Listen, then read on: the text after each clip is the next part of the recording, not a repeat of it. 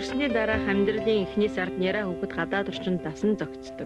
Энэ үед хүүхдийн бие бэлтрийн үйл ажиллагаа дархлал бүрэн гүйцэд хөгжөөгүй, гадны нөлөөнд мэдрэмтгий, өвчнөд амархан өртдөг учраас онцгой асаргаа сувилгаа шаарддаг.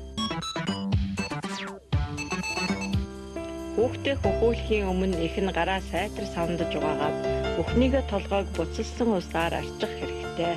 Эрүүл төрсөн няраа хүүхдийг амьдралын эхний 30 минутанд ихтэн намдуулснаар их үрийн холбоог улам баттгах, улмаар ходоод гидсний замын өрөвслөөс сэргийлэх ач холбогдолтой. Ихийн сүүн хүүхдийн өсөлт, бойжилтанд чаардагдах бүхэл бодисыг агуулсан өөр юугаар ч орлуулшгүй хоол тэжээл юм.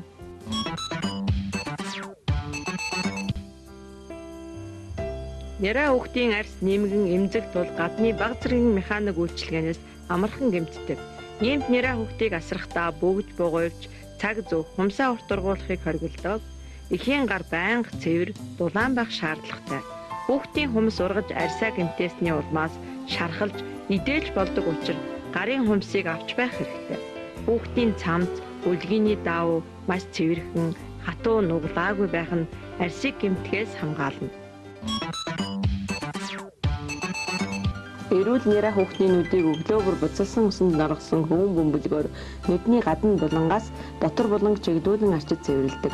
Нэг хөвөнгөөр хоёр нүдийг арчиж болохгүй. Нүд тус бүрийг тус тусад нь тусгайлан бэлдсэн хөвөн бөмбөлгөөр цэвэрлэх хэрэгтэй. Хэрэв нүдний сас бүрхж өрөвссөн, нүднээс нуух гарч сормоос нь наалтсан үед эмчийн заавраар сайтар цэвэрлсэний дараа антибиотик бүхий тусаалга ба тосон төрхлөг төрхнө. Нүдэнд эм тусаахтаа доод цохыг бага зэрэг доош татаж эмийг нүдний дотор булангийн орчимд тусаана. Нэг нүдэнд 2 туслаас илүү тусаах хэрэггүй. Няраа хүүхдийн хамар жижигхэн нарийнхан нөхтэй байдаг тул амархан битүүрж амьсгалахад хүндрэлтэй болдог. Энэ үед няраа хүүхдийн хамрыг цэвэрлэх шаардлагатай. Няраа хүүхдийн хамрыг эрчилж чангалсан нарийнхан 2 см урттай хөнгөөр цэвэрлэнэ. Цэвэрлэхдээ хамрын нөхөнд маш бага хэмжээгээр оруулж эргэлдэх хөдөлгөөнөөр цэвэрлэдэг. Хэрхэвч гүнзгий оруулж цэвэрлэж болохгүй, нэг хөвөнгөөр 2 хамрын нөхийг цэвэрлэхгүй. Хүүхдийн хүүн төрсний дараа халдвар орох гол нөхцөл болж өгдөг. Иймд эмнэлгийн нөхцөлд болон гэрийн нөхцөлд хүүг аль болох хуурай ил байлгаж цэвэр байлгах шаардлагатай. Хүүн агаарт ил байгаа тохиолдолд өөрөө хатаж ундаг. Хүүг цэвэр байхад эмийн бодисоор цэвэрлэх хэрэггүй. Хэрэв хүүн шарах бохирдвол хүүн самбаагаар арчиж хатана. Хүүн шарахыг тойрон улааж эдээ гарч эвгүй үнэртвэл хүүн халдварын шинж бөгөөд антибиотикоор эмчлэх шаардлагатай. Няраа хүүхдийг эрүүл чирийг өсгөн боожуулах арьсын цэвэрлэх зорилгоор усанд оруулдаг. Ус нь тохиромжтой, дулаан байх хэрэгтэй. Усны халуун хүйтнийг тохой орчмын арьсны тусламжтайгаар тохируулан шалгадаг энгийн арга байдаг.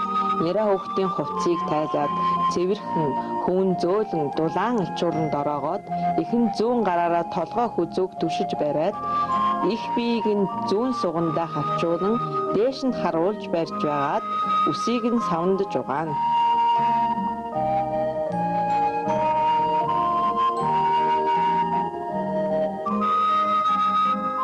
Дараа нь толгой эсхийг нь хаттал арчина. Бүлээн цэвэр усаар норгосон алчуураар нүүр болон чих орчмын хэсгийг цэвэрлэнэ. Чихэнд хэрхэрч ус оруулж болохгүй. Бүлээн устай байранд няраа хүүхдийг суулгаж, нуруу, гар, мөр, гидс хөдийг нь угаадаг. Цэвэр хүүн зөөлөн алчуураар бүх биеийг нь дараа нь хаттал арчаарай.